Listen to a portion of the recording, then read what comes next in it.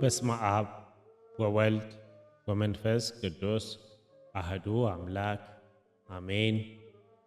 ተአምር የቅዱስ አቡነ እጨጌ ዮሐንስ ዘጉንድ ተክለ ሃይማኖት።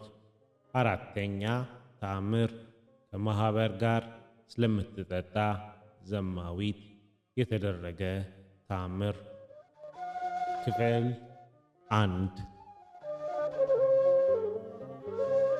ልመናው በረከቱ ከሁላችን ጋር ይሁንና አባታችን ዮሐንስ በእውነት ያደረገው ተአምር ይህ ነው።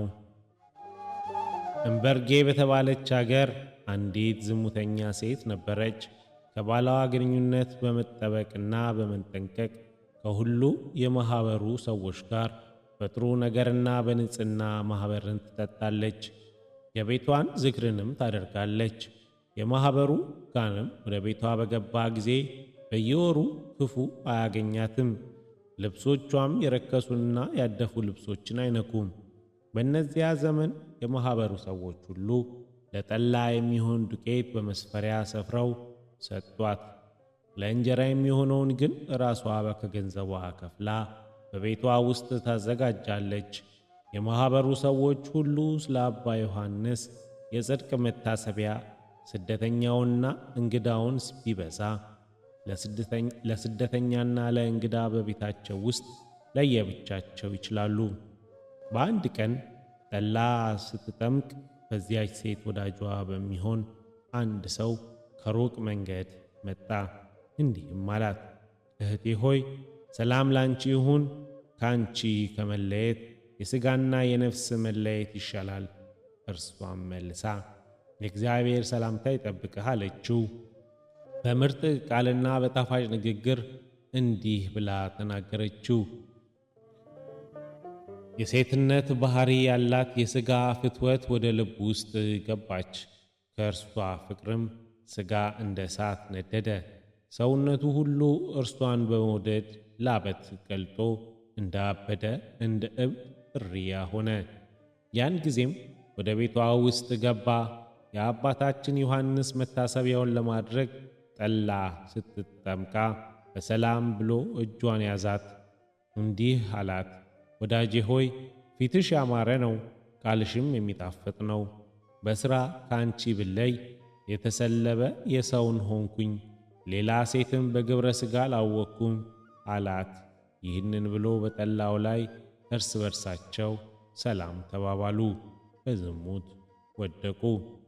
ከሁሉ ጎልማሶችና ኮረዳዎች ይልቅ ፍቅራቸው ቢበዛ እርሱ እንደ ጋኑ እርሷም እንደ ጋኑ ሆነው በዝሙት በወደቁ ጊዜ አባታችን በእጆቹ አያያዛቸው። ገሎቹንም የወጪት ሰባሪ ጋር በወጪት ሰባራ ላይ እንደሚያጣምር ሰው አጥንቶቻቸውን አጣመረ። የተአምሩን ምልክትና የኃይሉን ምስክርነት ያሳይ ዘንድ ለመሄድና ለመቀመጥ እንዳይለያዩ አንድ ሥጋ ወይም አንድ አካል አደረጋቸው። ጳውሎስ በመልእክቱ ሁለንተናቸው አንድ ሥጋ ይሆናሉ እንዳለ እነዚያ ኃጢአት ሰሪዎች በፍርሃትና በእንቅጥቅጥ ያዛቸው። ሥራቸው ስለ ሰው ሁሉ ተገልጧልና እግዚአብሔርም በቀድሞ ኃጢአታቸው ስለተበቀላቸው ወዲያና ወዲህ ሲሰነጣጠቁ ሲገፋፉ በሁሉ ሥራ ልትረዳት ለጠላ አንድ ማሰሮ ውሃ ይዛ የእርሷ እህት የምትሆን አንዲት ሴት መጣች።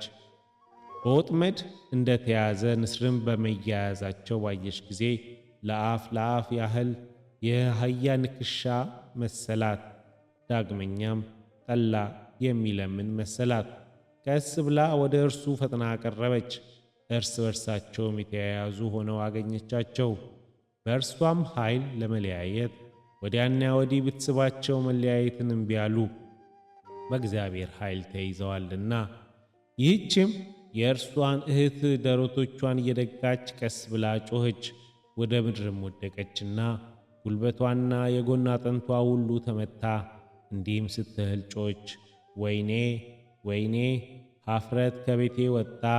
በዚህ ጉስቁልና ውስጥ በቁጣው የጣለሽ እግዚአብሔር ምን ያህል ብትክጂው ነው? በዚህ ቦታ መውደቋ ተኝቷ በኃይሏ ድክመት ተነስታ የትላላቆቿን ብርቶች ወደሚሆኑ ጎበዛዞች ጉልበታሞች ላከች። ከሀገር መንደርም ሰፈር ሰዎች ተውጣጥተው 12ቱ ጎበዞች መጡላት።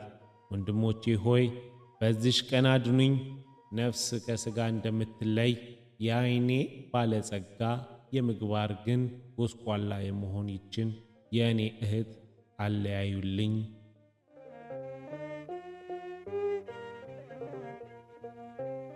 ምዕራፍ 2 ያን ጊዜ ከወንድ ጋር አንድ ሆና አዩአት። ከዚህም በኋላ በማዘንና በመተከዝ በኃይሏ ሳቧት። እርሱም እንደ እርሷ ሳቡት። ነገር ግን መለያየትን እምቢ አሉ። እጹብ ነገር ነው፣ በበረትና በችንካር ያጣበቃቸው ጥበበኛ አለን አለ። ከዚህ በኋላ ጎረቤቶቿና ዘመዶቿ የቤቷ ሰዎች ክፋቷና የኃጢአቷን ሥራ አስሮ እንደያዛ ታወቁ። ዘመዶቿም እነርሱን አስወጥተው ሰውየውን ሴትዮዋን አንድ ላይ እንደተያያዙ ከጠላው ጋን ስር አስወገዷቸው። መጠጊያንም እንደ እንጨት ግድግዳ አድርገው ሰሩላቸው። ከዚህ አጋጣሚ ጠላውን የሚጠምቅና እንጀራውን የሚያበስል አዘጋጁ። ግማሾቻቸው እንጨት፣ ግማሾቻቸው ጠላውን የሚጠምቅና እንጀራውን የሚያበስል አዘጋጁ። ግማሾቻቸው እንጨት ለመስበር፣ ግማሾቻቸው ውሃን ለመቅዳት እርስ በርሳቸው ተስማሙ። ተመልሰው የአባታችን ዮሐንስን ስለ ጸድቁና የእግዚአብሔርን ኃይል አደነቁ። ያዩአቸውም ያዝናሉ፣ ይተክዛሉ። ስለ እርሷና ወዳጇ የሚሆን ስለዚያ ሰው ግማሾቻቸው ሲዘባበቱና ሲተማሙ፣ ግማሾቻቸው የመረረ ለቅሶን ያለቅሳሉ። ከዚህ በኋላ የምሽት ጊዜ ሆነ። የጣፈጡ ምግቦች ማዕድም በተጨመረላቸው ጊዜ የክብር ዕቃዎች፣ የወርቅና የብር ጻሕሎች፣ የከበሩ ልብሶችንም ተሸክሞ ባሏ ከቤተ ክርስቲያን ውሎ መጣ። እርሱ ለዚያች ቤተ ክርስቲያን ግምጃ ቤት ዕቃ ያዥ ነውና ሰውንም ሰው የሞተ ይመስል ዘመዶቹና የእርሷን ዘመዶች በቤት ውስጥ ተሰብስበው አገኛቸው። እንዲህም አላቸው፣ ወንድሞቼ ይህን ያህል ሰው የተሰበሰባችሁ ደህና አይደላችሁምን? ይህንን ነገር ለመናገር ቢፈሩትም ከሰዎች ሁሉ የሚያናግረው አጣ። ሁላቸውም ዝም ቢሉት ክፋት ወዳጅ ሚስቱን ጠራት። ነገሩን ለመመለስ ባይቻላት ዝም አለች።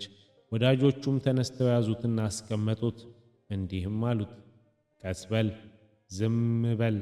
በዚሽ ቀን በቤቱ ውስጥ የሚያስደንቅና የሚያስደምም ታላቅ ነገር አባታችን እንዳደረገ አንተ አታውቅምና ያገኘንን ነገር እንነግርሃለን ብለው አረጋጉት። ረጋ ብሎም ሚስቴን ደህና አይደለችምን? ወይስ ልጆቼ ሁሉ ደህና አይደሉምን? አላቸው። ሚስቱም የመጣባትን ነገር ከመጀመሪያው እስከ መጨረሻው ነገሩት። ይህንን ነገር ሰምቶ ፈራ፣ ደነገጠ።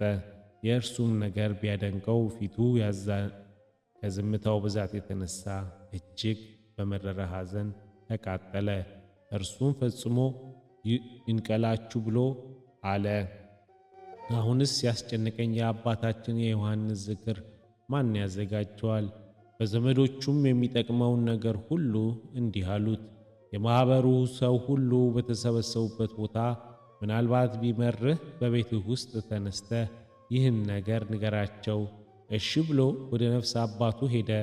ከዚህ በኋላ ችግር ደርሶብኛል ብሎ የሆነውን ሁሉ ነገር እንዲህ ብሎ ጸሎት አደረገ። እግዚአብሔር ሆይ አውጣኝ፣ ላሞችና ንጹሕ ስንዴን እሰጣለሁ። ይህንን ብሎ ወጣና ካህናትና ዲያቆናትን ከእርሱ ጋር የሚበሉና የሚጠጡት ባልንጀሮቹ ሁሉ ጠራቸው። ቃሉንም ሰምተው ያን ባለቤት በኋላው ተከትሎ በዚያ ነገር ሐዘኑ ጸንቷልና ለብቻው ሄዶ ቀደማቸው። የማኅበሩ ሰዎች የአባታችን ዮሐንስ የዝክሩን እንግዶችን ገቡ። በመካከላቸው ቆሞ እንዲህ አላቸው፣ ጌቶቼ ሆይ ብትችሉ የምታደርጉትን ሁሉ አድርጉ። የሚያስደንቅና የሚያስደምም ነገር ዛሬ በቤቴ ውስጥ ተሰርቷል። በኃጢአቴ ንስሐ ሳልገባ ለአባታችን ለዮሐንስ ዝክር እንጀራንና ጠላን ስላዘጋጀው የእግዚአብሔር ቁጣ በእኔ ላይ ወረደ። ሁላቸውም በአንድ ቃል የልብህን ሐዘን የነገሩ ምክንያት ምንድን ነው አሉት። ወንድሞቼ ምን እኔ በቃሌ ነግራችኋለሁ፣ በዓይኖቻችሁ በገሃድ እነሆ ታዩታላችሁ እንጂ። ይህንንም ሲል ከቤት ውስጥ አምጥተው በሚያስደንቅ ተግባርና በታላቅ ግርማ በመካከላቸው አቆሟቸው። የማኅበሩ ሰዎች ተነስተው እግዚአብሔርን እያመሰግኑት ጀመር። አባታችን ዮሐንስንም እንዲህ እያሉ ያደንቁት ጀመር።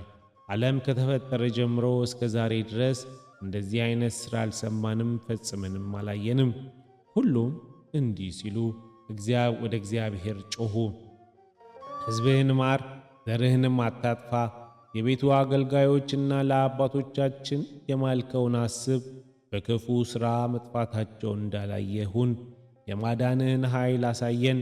ይቅርታ ለአንተ ነውና በቸርነትህና በምሕረትህ ሶስናን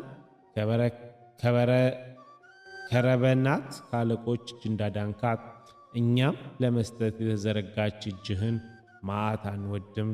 ከእኛ የተከፈተው እጅህን የተቀበለ የያዘ የለም፣ ከእኛም ወደ ውስጥ የሚገባ የለም። አቤቱ ሆይ ክፋትን የሠሩና በጎ ምግባርን ያጡ የሆኑ እነዚህ ሰዎች ያቀረብንልህን ልመና ቸል አትበል። አንተ መሐሪና ይቅር ባይ ነህና፣ አቤቱ አንተ መዓት የራቀ ምሕረት የበዛ እውነተኛ አምላክ ነህ። አቤቱ እንደ ልመናችን አይደለም፣ ስለ ምሕረትህ ማራቸው ይቅርም በላቸው እንጂ እንደነዚህ እስራኤል ሕዝቦች ለዘላለም ኃይልህን አሳይ። ይህንን ጸሎት ሲጸልዩ አባታችን ዮሐንስ በመንፈስ ቅዱስ ፊቱ ከፀሐይ 7 እጅ እያበራ የማኅበሩ ሰዎች በገሃድ እያዩት ወደ እነርሱ መጣ። ሴትየዋና ሰውየውንም ለምን እንዳያያዛቸው ከእርሱም የተናገረው የለም። ወደ ኋላቸው ሳባቸው፣ እንደ ቀድሞ ሁለት አካል ሆኑ። እነዚህም ወንጀለኞች ፍጹም ደስታ ለማኅበሩ ሰዎች ሁሉ ሰገዱ። ሰውየውም ሴትየዋንም እንዲህ እያሉ ገሠጿቸው። ለመሥራት የማይገባ ፍጹም በደልን ሠርታችኋል። ዛሬ ግን ይቅር አላችሁ። እንግዲህ ለሚመጣው ጊዜ ተስፋ እንዳትቆርጡ ወቁ። ሐዋርያው እንዲህ እንዳለ ወቁ። ወደዚህ ሥራ እንዳትመለሱ በዚያሽ ጎዳና የተለያችሁ ሁኑ፣ ዳግመኛም አትበድሉ። ከዚህ በኋላ ባሏ ተመልሰው ለዛ ባለው ንግግራቸው እንዲህ አሉት። ከክፋት በቀር በጎ ምግባር የሌላት የጎሰቆለች የሚስት አበሳዋን ይቅር በልልን። እግዚአብሔር በዚች ቀን የሕሊናዋን ክፋት በመካከላችን አሳይቷልና። ጌታችን ጴጥሮስ እንደማይታበል ቃሉ ወንድምህ ቢበድልህ 7 ጊዜ 70 ይቅር በለው እንዳለው ይህንን ቃል ማለለት። ሁለቱም አፋቀራቸው። ያቺ ሴትና ባሏም እርስ በርሳቸው ወዲያው እጅ ተነሳሱ። ከዚህ በኋላ ለእግዚአብሔር በመገዛት እየበሉና እየጠጡ በመንፈስ ቅዱስ በፍቅር አብረው ኖሩ። ከዚህ በኋላ እግዚአብሔር መንፈሳዊት ፍቅርን ስላደረገላቸው 3 በሬዎችን አምጥተው ለማኅበሩ ሰዎች ሰጥቷቸው። ብዙ ማዕዶችን እንጀራ ወጥንም ሠሩ። ስፍር የሌለው የጋልን ጠላንም አቀረቡ። የሚያጠግበውን ለመብል ብቻ አይደለም፣ በብዛቱና መዓዛውን በማሽተት ገና በዓይን እይታ ያጠግባል እንጂ። በዚያችም ቀን ይህንን ተአምርና ድንቅ ነገር ያዩ የሰሙ ትልቁም ትንሹም የእንበርጌ ሰዎች የአባታችን ዮሐንስ መታሰቢያውን ለማድረግ የተሰበሰቡ የማኅበሩ ሰዎች ታላቅ በዓልን አደረጉ። የእግዚአብሔርን ጌትነት የአባታችን ዮሐንስ የጻድቁን ቃል ኪዳን አይተዋልና። ይህንን ሁሉ የሆነው በዕረፍቱ በዓል ዕለተ ሐምሌ 29 ቀን ነው። ሁለቱም ሌትና ቀን እግዚአብሔርን እያገለገሉ እስከ ዕለተ ሞታቸው ድረስ በፍቅርና በሰላም ኖሩ። ልመናው በረከቱ ሕዝበ ክርስቲያን ጋር ይኖር ለዘላለሙ አሜን።